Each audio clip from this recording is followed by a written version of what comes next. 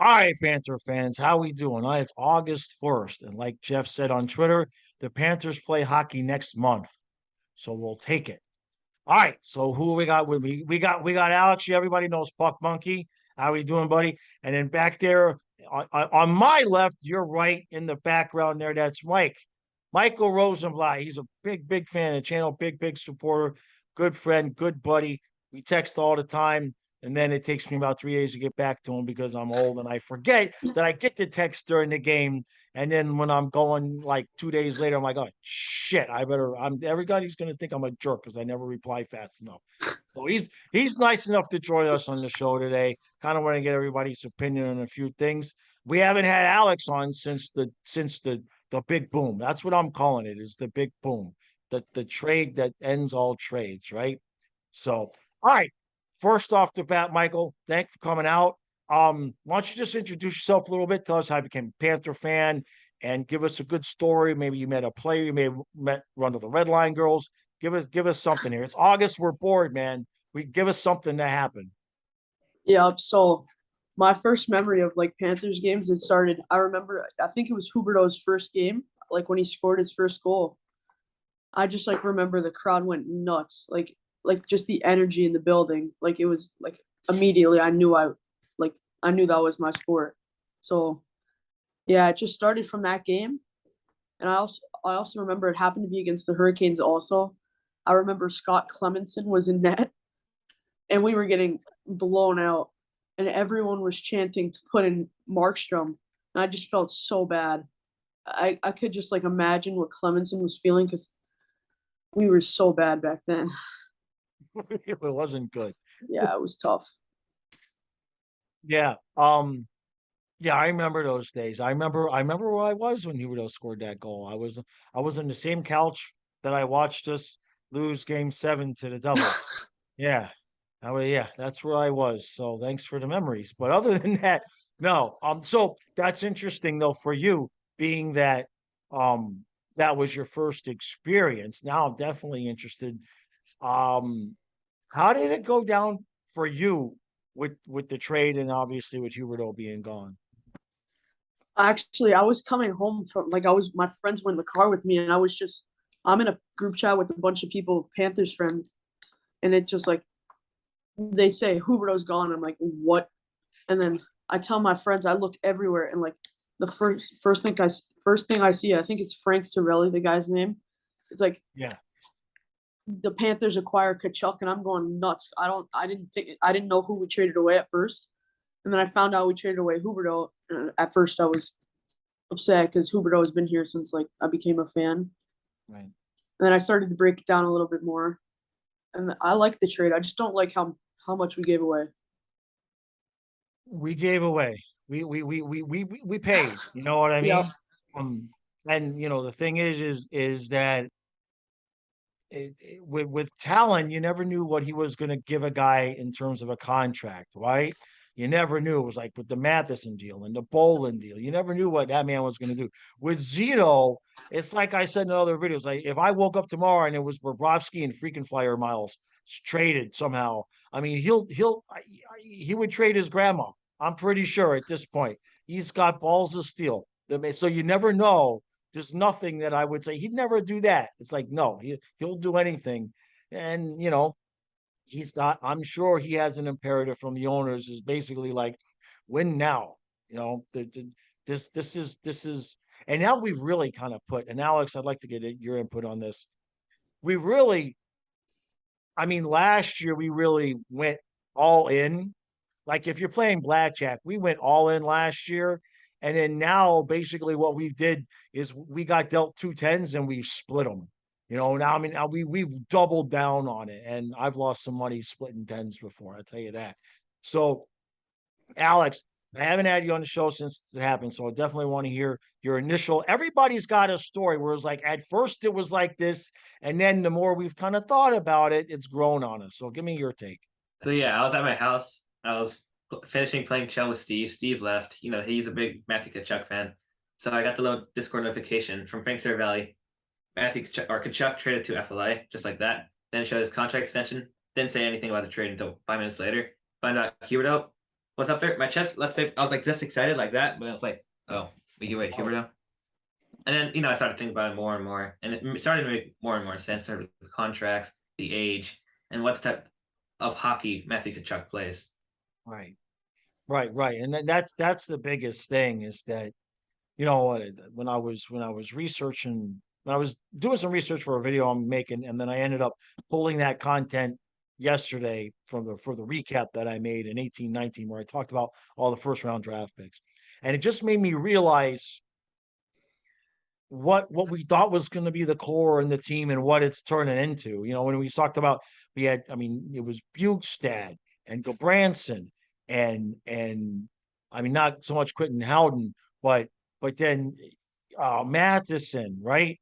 And all of these guys that we've kind of thought were going to be really big pieces. And one by one, the guys that I'm not calling Jonathan Huberdeau soft, by the way. That's not what I'm saying. But the guys that play kind of softer, especially in the playoffs, one by one, they've been gone. With the exception of the only guy I think that would fit the style that we play now that would have been decent to keep is Trocheck, right? He kind of fits the mold of the player that we're going after now. But that's a whole long story with how that happened with the captaincy and everything like that. So looking at it now, and I want to get both of your opinions here. I was the blue line. I'm going back and forth and back and forth and back and forth on it because I have a feeling that the guy for me that I know we need Forsling, we need Montour to step up, but to me, to keep moving forward in under the circumstances we're in with the cap right now, Lucas Carlson needs to be the next Forsling that Zito just kind of found on the scrap heap. And look, we've got something, and we've got him at a cheap price. Mike, give me your take, and then Alex. I'm curious who you guys think where we sit defensively. I love Lucas Carlson as a player. Like, I think he's great. I don't think Mark Stahl on our blue line is gonna cut it. Like, just quite frankly, giving away Uyghur hurts bad. And now Klingberg signed with Anaheim, so I don't know who else is out there to get. Right. So yeah, like that hurts bad. Forsling obviously is a great player. I think Gudis and Carlson have to come up big this season. Montour Ekblad first. Like, what do you think the first D pair would be? For me, people are going to call me cray for this. People are going to call me nuts. I haven't even given this take to Stu yet. And it's August, so I'm allowed to say crazy stuff. However, if I'm day one at practice, the first thing I want to see what Carlson looks like with Ekblad before I completely take Forsling and Montour and split up. I want to see what Carlson looks like with Ekblad. That's what I'm not saying he starts day one, but I want to see. That's what do you think, Alex? We still have room to make a trade. I still think I like the idea of trading one of our forward prospects, like a Denisenko, for instance, for one of a defenseman prospect, depending on what his value on the market is. Right. Since our forward core is already stacked, and we still have lots of great prospects down the line, talk about Sordiv, Semiskevich, just to name a few. Right. The free agent market is shallow now in terms of the defensemen. You have PK Subban, and do you really want PK Subban? Unless Mark Stahl can play like his old Rangers self and play top pairing minutes, which I don't think is possible, we're gonna have to rely on one of these guys. And Lucas Carlson will be a great name to move up. But there's still some. I'm very high on John Ludwig. He has made solid improvements all throughout his CHL career, and even did good in his AHL stint before he got injured. I'm curious to see how he does in training camp after his year-long injury. And another name that people may be sleeping on is Cali Sean, like Sjalln. Yeah, So that Shallon, I think. I actually looked it up, and the only thing Google would give me is the Swedish pronunciation. It was Shallon. So I Shallon, still got it wrong, but whatever. I know who you're talking about. he could be like that Carlson guy who makes a stint in the AHL. He starts out in the AHL, gets a good Right, amount of points. I mean, Carlson did really, really good in the AHL, hence why he got moved up. Like he got right, the defenseman of the month in the AHL, and maybe right. he could be our next number 6 guy to kick out Mark Stoll. Yeah, the stall thing, I mean, it's weird because the moves that Zito made on defense were screaming that Uyghur was getting moved because there was just no reason to bring in a guy like Stahl unless Zito was like, okay, I got to get somebody that's at least experienced, some kind of veteran presence. Um, but he didn't know what he was going to do with Uyghur, so he wasn't spending money, you know, he wasn't spending Uyghur's salary already, so he was kind of stuck. And then of course, the Chuck thing he couldn't have known. I mean, that falls into his lap, and it's one of those things where for the long term, and not so much for this year, but in the next 2 or 3 years, that move is going to pay off massive dividends. And right now, we just kind of have to find a way. It's a very, very interesting situation to have the blue line be, I don't want to call it a mess, but when you take into consideration the personnel changes and the coach change, who's already said he's going to, do some stylistic different, there's going to be some stylistic changes. In fact, I just finished writing the article for the Patreon where I was talking about it, where that first month of the season, we may give up a few more goals than we'd like to because it's just going to be a lot to get used to. So I want to get both of your guys take, especially Mike, because you haven't been on the show before the Kachuk trade. The Cousins and everybody else that were where were you? Where are you? Where were you on that? Did the Kachuk trade kind of change in your mind what had happened with our forward group? I have high hopes on Cousins. I think he's gonna be a really great player. Balsers too. I heard some good things about Balsers. We signed Chris Tierney recently, I think, right? Yeah. Yeah, yeah. I think those are great signings. Florida Like Senators, who? the Florida All Senators? Senators, yeah, Yeah, Florida yeah, Senators. yeah. We pretty much signed the whole Senators free agency. Colin White too. That's right. Yeah. Yeah. That was the name I was searching for. I Um, I was wondering with the Huberto trade getting dealt, it happened right after we signed Nick Cousins. Remember, like in the COVID season, him and Nick Cousins, a huge fight. yeah, Like yeah. Huberto brawled with Cousins. Yeah, yeah. I remember if I remember somebody mentioned that when we got Cousins. Um, for me, I wasn't extraordinarily thrilled, but then when we got Kachuk, then it kind of changed my POV a little bit because now you can kind of see what Zito's putting together, and I just wasn't as excited. I mean, after the sweep, I just I don't want to say something in me died. That's a little bit hyperbolic, but I lost some of the confidence I had in that 11 and 16 were going to be the guys. I wasn't, I kind of, you could kind of know that we're going to need something else here. These two guys together as the core, I'm not seeing a cup here.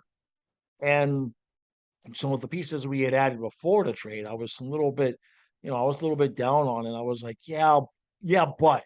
And now Kachuk answered that but. You know what I mean? So I like the moves that we've made that way. What do you this is for either one of you? What do you know about Maurice's style and in terms of how it'll play out with the new guys that we got? Our forward, basically every forward can play 2 ways, maybe minus Duclair. I mean, you can put any of those guys on the penalty kill, and they do okay at the least. People will say that Paul Maurice is good at defense, but then you look at his Winnipeg Jets teams; they weren't good defensively at all. Right. But there's some Well, factors like their forwards, Mike Scheifele and Blake Wheeler, for instance, aren't very good defensively. Right. And I don't think Paul Maurice, besides that run that the Winnipeg Jets made to the conference finals, where that Trouba, and I want to say he even had like, defensive minded players like Kevin Hayes, Dustin Bufflin, big defensemen. Right. I mean, Right. Hayes wasn't defenseman, but that was his best team, and that was his best defensive team as well. Like I believe it's like top 10 penalty kill. But I mean, he had good guys. I mean, our guys aren't the best. Like Gustav Forsling and Brandon Montour still had their giveaways. Right. People seem to forget that as well. Yeah. Like we don't have like that many good Right. defensemen. Right. And that's it kind of ties into what I was saying before, because at one point, it was Gabranson and remember Josh Brown. We were going for the bigger, you know what I mean, and we still have Gudis, but as heavy of a hitter as he is, he's not a big guy. I think he's only 6 foot flat, right? So I think it's weird because I was looking at it last year. I think the biggest defenseman we have actually is Ekblad. Yeah. And you wouldn't look at him, you wouldn't think, that's not good. Let's put it this way. That's your biggest guy. You've got size issues, but we have an overabundance of puck moving defensemen.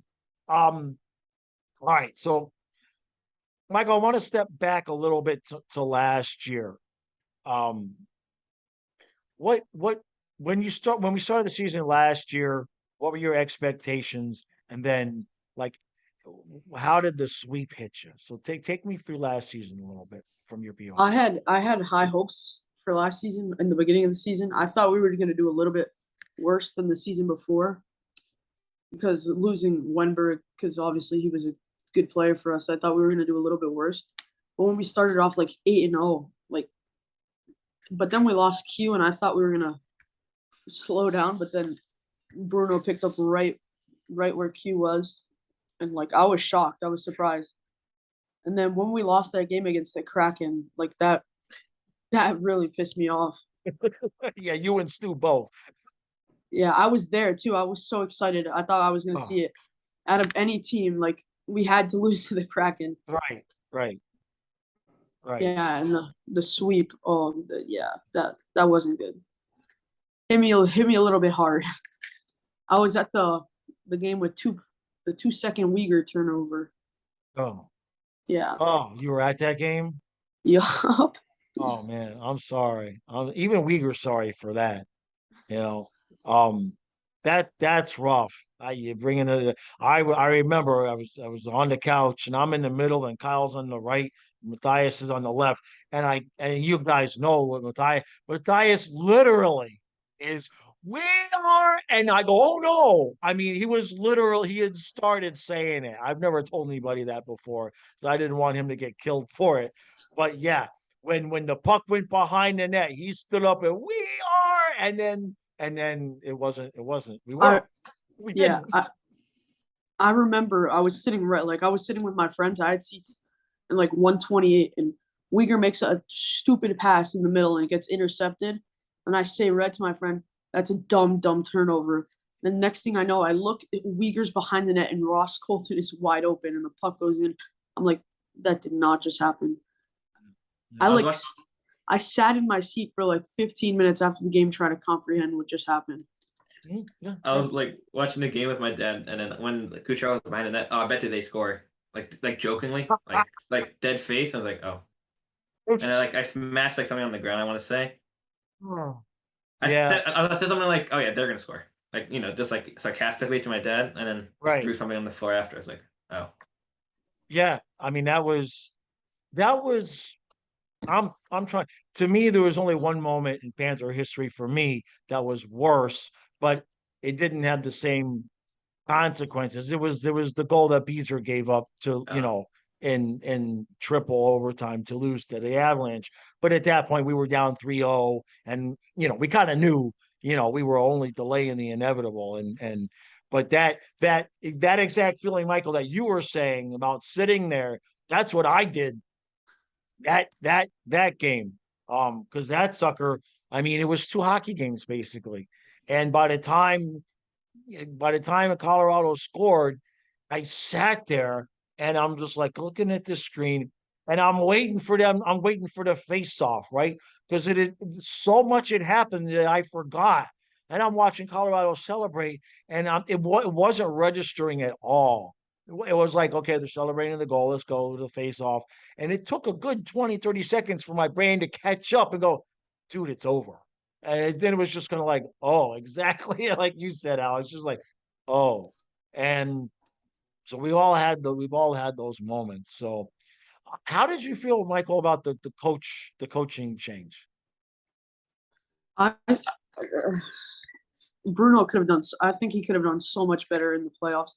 I think that's the main reason he's not our head coach right now because of what he, like going over like 20 to start, like that hurt us. We had so many power plays, especially at home. I think we went like 0 for 10 at home. It was brutal. I remember like they got booed so much after every power play. Like first in the Washington series, I was like, oh, they're gonna figure it out. They're gonna score. They're gonna change something. Then we go to the Tampa series and there's no changes. And they keep the same. Just like the only change they made was put Ekblad back. And like that's when I knew. Like all over Twitter, I saw like people saying he shouldn't be back if like we don't score. And then after the season, Right. obviously he could have like he could have done so much better. And I think we ultimately lost the series because of our power play. Yeah, a lot of people would agree with you in terms of it never in a million year crossed anybody's mind that we would start game one against Tampa with basically the same setup that just went 0 for whatever it was against Washington. And yeah, I think a lot of us knew then that they're sticking to your guns and then not even changing it when your opponent changed. That's kind of telling that, he may not have he didn't have any tricks up his sleeve. There was nothing, to change it to. So, all right. So as you look now into the future. What do you I'll start with you, Michael. What are your because this is actually the article I just wrote for the Patreon and YouTube members. What are your expectations right now? Right now, as it stands for next season? We know it's possible. We could maybe move Hornquist and pick up some cap. There's a few light moves that might be able to make, but basically, give or take Patrick Hornquist and a rookie or a very low paid player. This is the team we got. So what do you think? Personally, I don't think we should trade Hornquist. I think he's the type of guy you need in the playoffs. And like the roster we're building right now is a gritty, hard-nosed style. Like Zito is building us to play in the playoffs. Right. I don't think we're going to score near as many goals as we did last year. I think we're going to give up a lot more goals than we did last year. I don't see us finishing at the top of the Atlantic either. I think we make the playoffs third or second place. It'd be nice to get home ice, obviously, in the first round. But like Tkachuk said in the interview, we got to get there first before talking about the playoffs. Right. So Alex, what do you think? Oh, sorry. Go ahead, No, Mike. Finish your point. I was just gonna say I have high hopes, but not as high hopes as like last year. Right. Alex, what you got? I'm not. And remember, you're trying to run a Florida Panthers channel. Yeah. Let me give you some advice. Don't pick against the team. It's not good. It's Yeah. not good in the comments, bro. It's Yeah, I'm not going to be pessimistic. I'm excited for the team. I got season tickets, so I'm be going to every game. I should be rooting for the team. I'm always going to be hoping for the best out of everyone. I feel like this Tkachuk trade, we're in the AT after Tkachuk era, and we're going to be everyone has a flame under their butt. Everyone's going to be playing their best hockey. No screw ups, because we saw what happened when you screw up, you're out. Mm-hmm. We have a new coach, so Maurice doesn't have his favorites. Andre Burnett, he was a new coach, but he was still with the team. So That's a good point. And then I believe that the Panthers are banking on Ekblad to have his Norris season, even without Uyghur. Dabrowski or Knight to do amazing, that we won't let up our goals. And they're going to also ask for our forwards to play more defensive-minded, which could let us score less goals, but maybe it'll prevent more goals against. Right. So, yeah, I'm somewhere in between the two of you. Where I'm thinking is third place. Now, that doesn't mean, third place in the Atlantic. I still pick right now as the team is put together. I think our our mean is 100 points. We're not going to have a crazy season like last year. I'm not so sure about the start to the season because new coach, new defensive system with defensive pairs that are changed around. That's just inevitably, even if they're playing lights out defense by the end of the year, there's a good chance in the beginning of the season you're going to see some mishaps. I'm really curious to see the lines that Maurice puts together, because we're all talking about what we think the lines are going to be, but we've been dealing with Q and Brunette. It wasn't going to really make any big changes there. So who the hell knows what Paul Maurice is thinking about anybody? We assume Bennett is 2C and Lundell is 3C, and we don't know anything. And then you add in the Duclair injury. So who knows? But I think we're at least 100-point team. I think that should be the bare minimum. And I think our ceiling is Eastern Conference Finals. I think we can get to the finals. If we're not going to get to the finals, boy, that better be a double overtime round 2 loss that bring no sweeps, none of that crap. My pick for the year, though, unless something really changes, are the Rangers. I think Gallant is due. I know Alex. I think Gallant is due. They got the coach. They've got the goalie. Now they got Trocheck.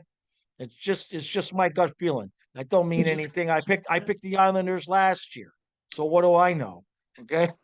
Watch Maybe I'll the get Rangers. lucky what's And that? now the Rangers I said watch the Rangers finish last now. I was gonna say you caught it. Yeah. Like I picked the Islanders last year. So if the Rangers finish last, y'all can reference this video. So I'll pick Tampa. You think Tampa's Yeah, gonna I'll come pick back? Tampa, right? Yeah, I'll pick Tampa. Yeah. Could you imagine a Rangers Panthers final? Oh, yeah, that'd be Eastern Conference. Yeah. Eastern I'm Conference just final. not. I don't want to actually. There'd be a lot of blue in the stands. Yeah. Yeah, that's a good point. But Rangers are gonna be good. Rangers are gonna be good. They And lost I'm the not whole saying line, that. but only got Trocheck. I don't know. Yeah, but that's what people said about Tampa last year. But Tampa. Tampa's also players. Tampa. Yeah, Tampa's Tampa. And they're gonna rely on Chris Kreider to try to score 50 goals again. Zibanejad, Panarin. Yeah. Panarin didn't produce in the playoffs. Panarin was not good. Panarin needs to be mean. He needs to be like Kucherov. Like he needs to be like an absolute jerk. Yeah, I don't like Kucherov. Yeah, but Kucherov works in the playoffs because he's mean and like a jerk. Yeah. Except he cries like a baby after someone does something mean to him. So it's so since it's not the Rangers, so you're seriously. Oh, okay. All joking, from the Eastern Conference, if it's not the Rangers, You go, it's Michael. okay to not say the Panthers. What's that? You go, Michael. I'll think about it. Like to go to the Cup or Eastern Conference? Yeah, Eastern Conference final, Eastern Conference champions. I'm picking the Rangers. If it's not the Rangers, either us or Carolina. Yeah. Yeah, I could see us or Carolina. That's right. I think Carolina's due. Carolina's due. I think Gallant's due, and I'm just not. There's so many questions on our blue line, guys, and that's the biggest thing. I just is feel that defense wins the championships, and go ahead, Alex. Alex wants. I got my hot take. I think Tampa sneaks their way onto the Metro, and it's I think Tampa sneaks their way into the Metro division in terms of like the playoff seeding. So we play them in the conference finals, third round. Gotcha.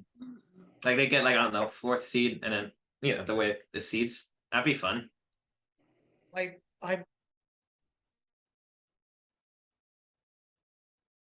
my battery is going on the laptop and it's telling me the charger's not plugged in, but it's plugged in. That's very interesting. All right. On that note, my brand new laptop's not working right. What the hell? Good thing I got the old one sitting right there. All right. So I get it. I take it back. Not the Rangers. Not the Rangers at all. Whatever Alex said, he's right. Right. I don't need it. And I'm just Steve. How many comments what's the over/under on comments from Steve on this on that subject? He's gonna rely on something like every 5 minutes. Like we say something, or anytime we mention Uyghur, he'll like comment. Oh yeah, Michael, just be prepared, man. Steve's coming for you. Even though you agree with him, he'll find something. He'll find something. We love you, Steve. We love you. All right, guys. I appreciate you guys coming out and doing this. This was good. God, it's going to be a long month though. I Yeah. mean, seriously, we got this. All we can talk about is what's already happened and what we think is going to happen because nothing's happening. So that's that. I don't know. I'm gonna have to bring out the puppets or something soon. Speaking of no puppets. I'm kidding. Duh. Tomorrow for the two people that are left watching, Stu and I are going live at 7 o'clock tomorrow. Sort of celebrating, monumenting, marking that actually this video right here, because of Hey, the shorts that I've uploaded, this video right here is actually video 1,000 on this channel. 1,000. And I got 2,600 subscribers. I don't know if that's a good average or not. I don't know. I mean, I think for this subject matter, I've done okay. We'll leave it at that, It's right? progress. It's progress, exactly. All I got to do is predict a couple more blockbuster trades, Yeah. and I'm set. or Right? make more bat videos with the dogs.